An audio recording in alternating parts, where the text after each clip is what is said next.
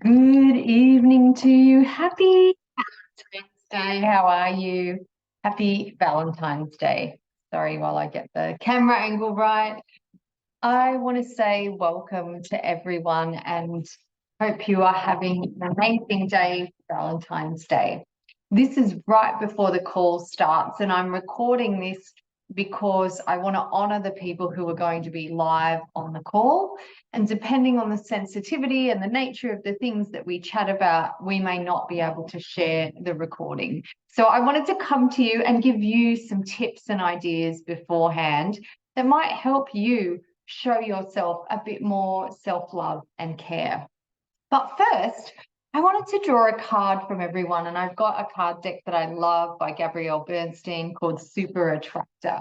So if you're watching the recording of this later, have a think about what's a message you need to hear today for Valentine's Day. So hold that in for a moment, and I'll fan the cards out. And when you think about it for a minute, you think when you want me to stop. Okay, stop. I'm hearing you say stop. And so these are the two cards that were stuck together. So that might be one is for one of you and one's for another. So this one was each time I choose to tune into spirit guidance of the highest, each time I choose to tune into spirit, guidance of the highest truth shows up for me. So that was the first card. And this second one, the greeny kind of colored one, so maybe you were the person who was slightly behind and said stop. It is, as soon as I choose to see the light in dark corners, I redirect my power toward what I want. Super powerful for Valentine's Day. And what we will be talking about live on the call tonight is a bit about what are some of the barriers to us showing ourselves self-love? Why do we find that so hard? Why is it that in society we're not always encouraged to show ourselves self-love? When do we stop giving ourselves self-love? When is it that the switch kind of happens? Because it does tend to happen, doesn't it? And I know I've been reflecting on my own life and my own journey. My dogs are showing each other some love here right now. Um, I know for me, it sort of switched a bit around age 11 or 12, I think. And that's when I started to get more self-conscious. You know, I started to develop into puberty and a maturing woman. And so I started to see body changes. And then I also started to get, I guess, some bullying or some people saying mean things at school. And so I used to get picked on for having hairy legs. And back then, my mum wouldn't let me shave them, and she said it wasn't time yet, and I needed to wait a few years until eventually I did sneak her razor and shave them, and I cut my legs to ribbons. But what about you? When did you notice that you started to either feel self-conscious, hide yourself, start to not love yourself so much, maybe have some of those doubts? So I know we'll be talking about that on the call tonight. For me, as I said, it was around age 11 or 12. And it took me a number of years to just accept who I am and to not try and keep up with everyone else or to put on a facade or be something that I wasn't. It takes some maturity and some life experience, doesn't it, in order to sit with and accept ourselves. And yet, I also know people and have friends or have experienced with clients that are in their 40s, 50s, 60s, and still may not be able to show themselves the self-love that they really crave. And so, one of the things that I find is really powerful is to notice for yourself as you go through this week, and maybe when you get up out of bed tomorrow, just notice what happens to you when you first look in the mirror each day. What happens when you walk into your bathroom or walk past a mirror and see an image of yourself? That first thing, right? The first thing before we put some lip gloss on and washed our face and seen our skin kind of plump back up. But you know, we've just got out of bed, everything's a bit flat, we haven't brushed our hair.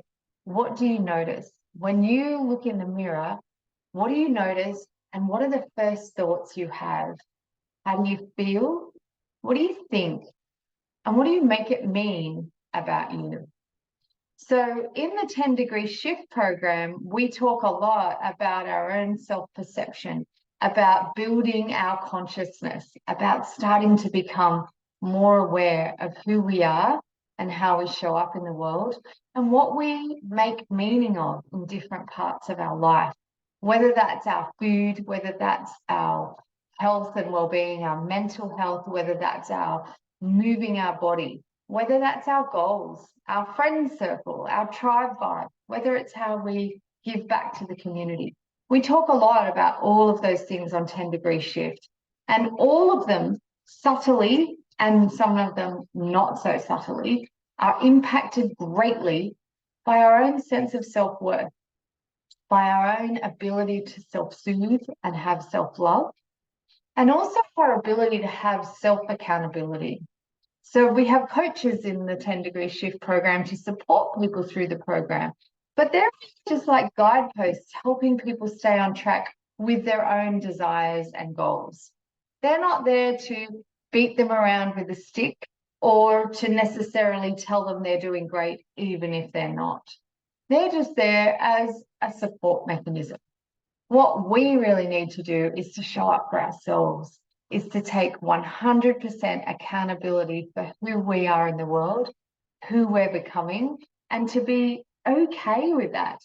Dare I say it, to love that. So on David Hawkins' frequency scale, which I bang on about a lot because I love that tool as far as understanding our emotions and the impact that they have on us.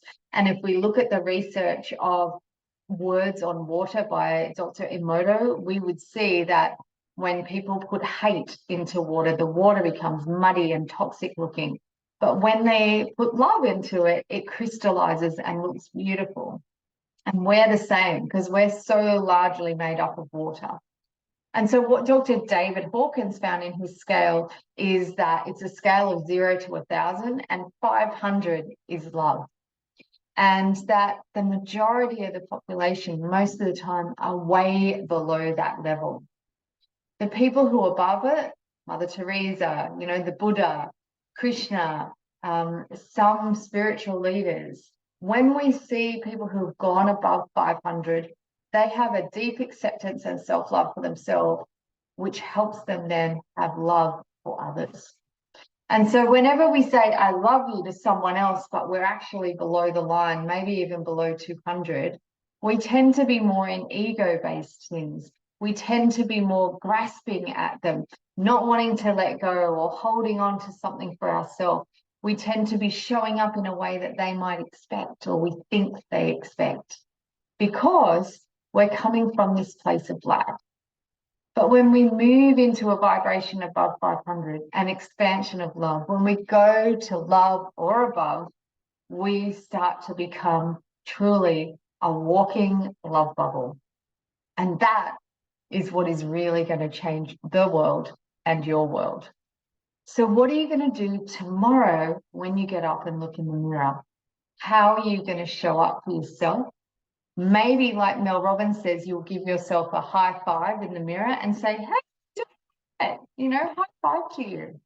Maybe, like I've learned to do over the past 5 or 6 years, you might even look in the mirror and say, I love you. You're pretty awesome, or have a mantra like, I love myself. I love myself. I take care of myself. I honor myself. I respect myself. Affirmations and things like that will truly help start reprogramming your mind. And tonight, for Valentine's Day, maybe spoil yourself, run a bath, do something nice, write the affirmations down, write some memories about how much you actually honor yourself and respect yourself. Maybe you can recall some times where you've stood up for yourself, where you've had firm boundaries, where you really persevered with something that was important to you. Maybe do some journaling or reflection on that. And lastly, when you look into that mirror each morning, don't just see a reflection. See as if another person is there, another soul, and really look into his, her, their eyes and tell them, I love you. May you have a beautiful and blessed Valentine's Day. May you unpack and undo some of that bullying, shame, grief, fear, things that might have come up for you throughout your life, like it did for me from my early teens. May you start to heal some of that story, to accept that it's part of who you are, but to bless the path forward with lots of love, lots of joy, and just the simple gift of accepting that you're only human. That's my desire for you. And it's my desire for me too. Have a beautiful, blessed Valentine's Day.